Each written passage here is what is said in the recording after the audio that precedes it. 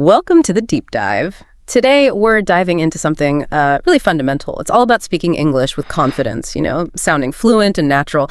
We're talking about describing your daily routines, engaging in those everyday chats. And it really is fundamental. I mean, this daily routine stuff, it's not just extra vocabulary. It's like the bedrock of real life interaction. Think about it. Meeting new people, chatting with colleagues, just explaining your day. You're always using this language. Knowing how to talk about your day naturally, well, it makes a huge difference. Actually, this kind of daily English, it makes up something like, 70% of all conversations? It's huge. More than just a skill, it's like a social superpower. Yeah, it really is. And what's fascinating, I think, is how these phrases, they seem so simple, right? But they're the actual building blocks of most real-world communication. They might look basic, but getting this stuff down, it's a direct shortcut to being, well-informed and genuinely fluent in those common everyday interactions. It's less about just memorizing words. It's more about getting the rhythm of daily life in English. That rhythm, exactly. So what can you expect from this deep dive? Well, we're going to give you lots of useful vocabulary for all parts of the day. We'll look at natural expressions, those chunks, word combos native speakers use without even thinking.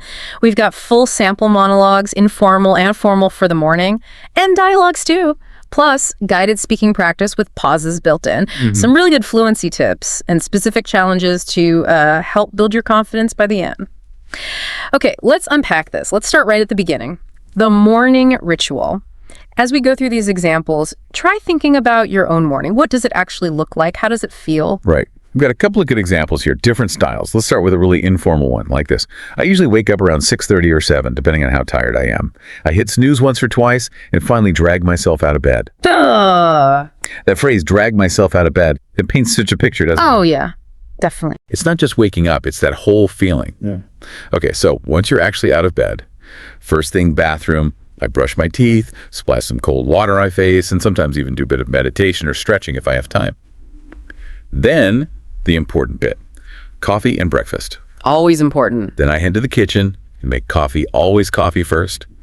I might toast some bread, or if I'm feeling fancy, I'll make eggs or porridge. While I eat, I usually listen to music or check messages. Sounds pretty typical, right? Very relatable. Now let's switch gears. A more formal morning. Imagine this. Typically, I begin my day at 7 a.m. I like to wake up slowly, take a few moments to stretch in bed, and prepare mentally for the day. After that, I shower, get dressed, and have a healthy breakfast, usually consisting of fruit, oats, and green tea. See the difference? Words like typically begin my day, prepare mentally. Much more deliberate language. You mentioned hit snooze and drag myself out of bed. What's the sort of subtle difference there in how they feel or how you'd use them? One feels pretty universal, maybe. The other sounds a bit more reluctant. That's a great way to put it. Hit snooze. Yeah, that's common. Almost lighthearted, like just 5 more minutes, we all do it. But drag myself out of bed. Yeah. That implies a real struggle. You really don't want to get up. Right. It's stronger, more vivid. It shows that inertia. So when you use that phrase, you're showing more than just the action. You're sharing that feeling, that little morning battle. Yeah, that makes sense. A little window into the struggle. We can all relate to that sometimes. And there were so many other useful bits in those examples. Things like, turn off the alarm, scroll on my phone. That's a big one now. Splash cold water, do a quick workout, make a light breakfast, get dressed. Standard stuff. But then the more nuanced ones like brew coffee, not just make, pick an outfit, catch up on news or emails. And that contrast, take my time versus rush out the door. Big difference. Okay, let's try putting some of these into practice. Not just repeating, let's build your sentences. I'll give you a phrase starter. You complete it, make it true for you. And maybe pause this deep dive. Say your answer out loud. Okay. First one, I usually get up at it. Go on, fill in your time. Okay, next. The first thing I do is poke. What is it? And then, after I brush my teeth, I make breakfast. Then, what comes next? And finally, I leave the house at bonk. Right, to take a second now. Pause and try describing your own morning, using a few of those. What's the main thing about your morning? And as you practice, maybe try listening out for this stuff too. When you hear native speakers talk about mornings, notice the time words, the order they do things in, the little transition words they use like then or after that. It helps you catch the flow. Yeah, hearing that natural flow is so important. That point about listening is really key. What exactly should people be listening for besides just the words? Is it the rhythm, the intonation? Exactly that. It's the rhythm, yeah. The natural pauses, where they put the emphasis, Like I said, first thing bathroom, that little pause. That's how people actually talk. Right. It's not just reading a list, it's telling a small story. Okay, time for a challenge then. To really nail this section, pause the deep dive right now and speak for, say, 1 to 2 minutes about your entire morning. Try using that new vocabulary. Focus on just getting it out, making it flow. Don't worry about perfection. Just speak. All right, so morning routine. Check. What usually comes next for many of us, heading out the door, right, to work, to school. Exactly. And here's how someone might describe their commute, capturing the practical side, but also the little habits. I usually leave the house around 8 a.m. It takes me about 30 minutes to get to work by train. On the way, I listen to podcasts like this one, or read. Nice plug. I try not to look at my phone too much. Once I arrive, I get a coffee and start checking emails. Or describing the start of the workday itself. I work in a tech company as a project manager. My day usually starts with a quick team meeting. We talk about what we're working on and what we need help with. I spend a lot of time replying to emails and making plans. It can be stressful, but I enjoy solving problems. Gives you a real sense of their day. Yeah, it's not just where you go, but how you use that time, isn't it? And the vocabulary is super useful again. Leave the house, take the bus, take the train, walk, commute, listen to music, listen to podcasts, check emails, set up my desk, dive into work. I like that one. Dive into work. Shows focus. Yeah. And others like ride my bike, drive myself, check in with colleagues or start class, respond to messages, attend meetings, work on assignments. Lots there. Okay, let's practice again. Sentence starters for you to complete. Make them personal. Pause and speak aloud. Ready. I leave at. My commute takes. How long? At work school, I usually start by ed. What's the first thing? And I spend most of my day doing ed. What's the main activity? Okay, now pause again. Try describing your commute and how your work or school day starts. And here's a little fluency tip. Try it 2 ways. First, a really short summary. Then try giving a more detailed version. Ooh, good one. Yeah, it helps you practice being concise and elaborating. Both are really useful skills in conversation. Okay, moving through the day. We've done the morning rush, the start of work or school. Now we hit the middle of the day, lunchtime, and the early afternoon, often a welcome break. Definitely. Here's a sample for lunchtime. I usually take lunch around 1 p.m. If the weather is nice, I go out and eat in the park. I like to bring leftovers from home, but sometimes I get something quick nearby. After lunch, I feel a bit sleepy, so I usually get into the coffee. The post-lunch slump. So real, totally relatable. And the phrases are great, very practical. Take a lunch break, bring lunch from home, go out to eat. Then thinking about the afternoon workflow, maybe tackling bigger projects. And those feelings, get sleepy, need to stay alert, maybe you snack on something or grab something to eat. Yeah. The difference between eat out and dine in. And that classic, the afternoon slump. Or maybe you get a second wind, you feel re-energized. That phrase, afternoon slump, it's such a good chunk, isn't it? Sure. It tells you so much. It really is a perfect example. It's not just tired. It's that specific dip in energy, in focus, usually mid-afternoon. It's like a shared experience. And saying I'm having an afternoon slump just instantly communicates that whole feeling. Much better than just, I'm tired. Definitely. Okay, let's practice this bit. Complete these for your routine. I take lunch at Rope. I usually eat. What's your typical lunch?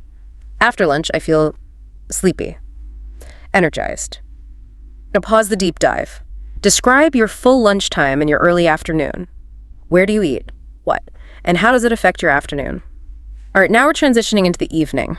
For lots of people, this is really their personal time. Time to unwind, hobbies, family, friends. This is where it gets really interesting, I think. People's evening routines can be so varied. Yeah, definitely. A typical evening might sound something like this. In the evening, I get home around 6 or 7. First, I relax, I change to comfortable clothes and just chill for a bit. Chill for a bit. Nice phrase. I might watch something on YouTube or scroll through Instagram. Yeah. Then I make dinner. I love cooking. Or maybe they add, sometimes I go to the gym or meet up with friends. I try not to use my phone too much at night. Good advice? Very good advice. Around 10, I get ready for bed, brush my teeth, read a book, and try to sleep before 11. Sounds like a nice, balanced evening. And the vocabulary there is just gold for everyday chat. Stop by the store on the way home, maybe. Change into comfortable clothes, essential. Unwind, cook dinner, catch up with friends, avoid screens, get ready for bed. And those more casual ones, chill out, relax, binge watch a show. We all do that sometimes. Guilty.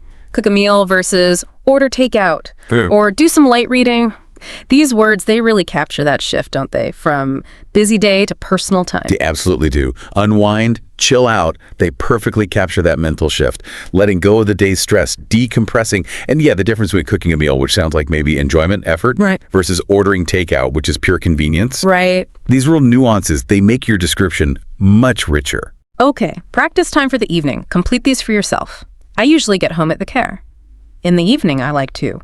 What are your go-to activities? And I go to bed at evening. Now, here's a slightly bigger challenge. Pause and try telling your whole evening story.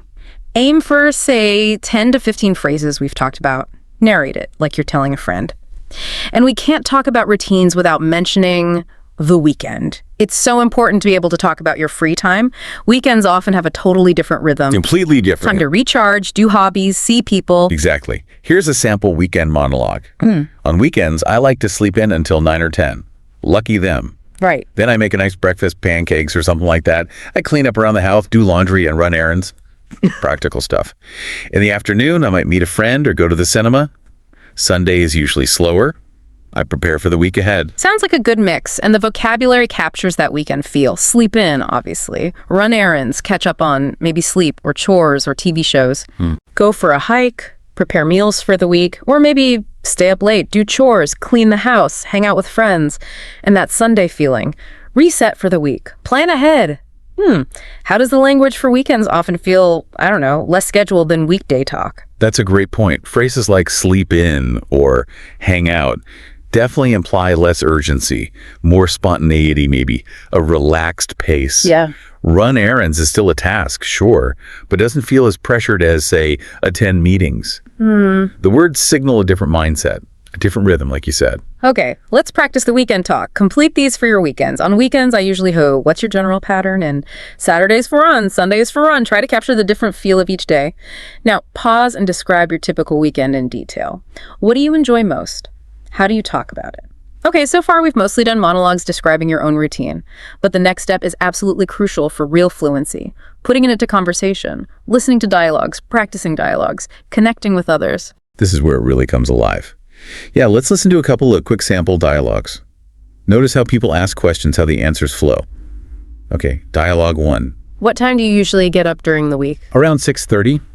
I like to have a calm morning, so I wake up early. Nice. Do you have breakfast? Always. I can't function without it, but usually eggs and toast or oatmeal. How do you get to work? I take the train. It's about a 25-minute ride. And after work? I go to the gym or take a walk. Then I have dinner and relax. Okay. And dialogue 2, more about the weekend. Hey, how was your weekend? Pretty good. I slept in on Saturday, then met up with some friends. Nice. Did you go anywhere? Yeah, we went to this cool cafe downtown. You should check it out. Sounds fun. I just stayed home and did laundry.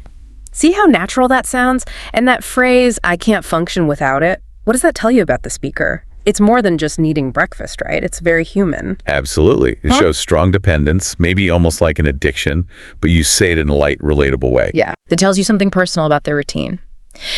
And notice the casual flow, simple sentences, time phrases like around 6:30, and things like, you should check it out. That's great. It keeps the conversation going, shows you're engaged. Right. It's an invitation. Exactly. Yeah. So we really encourage you listening now, listen to these dialogues again. Shatter them. That means repeating right after you hear it, trying to match the rhythm, the intonation, like an echo. Then challenge yourself. Swap the details. Make up your own conversation. Talk about your ideal weekend versus your real one. Even if you're alone, speak both parts out loud. It really helps. Okay, we have covered so much ground today. So what does this all mean for you now? Well, it's your turn to really build your routine story. Put all these pieces together and make it yours. This is where the learning really sticks. Right. So we've got a little prompt for you. A structure to fill in with your own details. Try saying this aloud, filling in the blanks for you. Hi, I'm your name. On weekdays, I usually wake up in the morning, I use some of those phrases. I go to work, school at on, I take lunch at 9. Yeah. Evenings I usually go to bed at. On weekends, I come. Okay, your challenge now. Say that whole thing. As one smooth paragraph, try for a natural flow. Then, and this is important, record yourself saying it. Play it back. Listen to your fluency, where you pause, how your pronunciation sounds. It's incredibly useful for self-correction. Yeah, you really hear yourself. It's a great way to see your progress and hear your English improving. And now, The ultimate challenge: record yourself speaking for maybe 3 to 5 minutes, just talking about your daily routine in English. Try really hard not to stop. Don't translate in your head. Just focus on fluency. Let it flow. It doesn't need to be perfect. And here's an idea for the week ahead. Write down your full routine, then speak it out loud every day this week. Use a voice recorder. Try doing it without reading after a couple of days, and maybe try adding, say, 3 new words or phrases each day. Keep building. That consistent practice is key. And to help with that, just a few final fluency tips. 1, use those linking words we mentioned, then, after that, later on, usually, often, they make it smooth. 2, don't memorize whole sentences. Speak naturally, express your thoughts. 3, practice.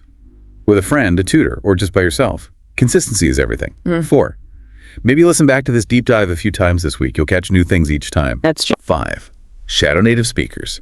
Listen to podcasts, videos, whatever, and repeat along. Great for rhythm. 6, speak slowly and clearly. Don't rush. Speed isn't fluency. Clarity builds confidence. And finally, always remember, focus on consistency, not perfection. Keep practicing. Thank you so much for spending this time with us, really immersing yourself in English in this deep dive, doing this consistently. It really does have a powerful impact. Builds your confidence one day, one routine at a time. Absolutely. So keep going. Re-listen, shadow, practice, everything we talked about this week. And, thinking bigger picture, it raises a question, doesn't it? How will mastering these everyday conversations actually unlock other things for you? New connections, more confidence, maybe new opportunities, things far beyond just speaking English. How will it change things? That is a powerful thought to take away. And maybe one more thing to consider. The more you use your English for these simple daily things, the faster it just becomes second nature, automatic. You stop translating. You're not just speaking English anymore. You're starting to actually live in English, experiencing your day through it. Don't forget to subscribe for more of these long-form fluency deep dives. And follow us on social media. We often post daily speaking challenges there too. Until next time, keep speaking, keep growing, and please don't stop now.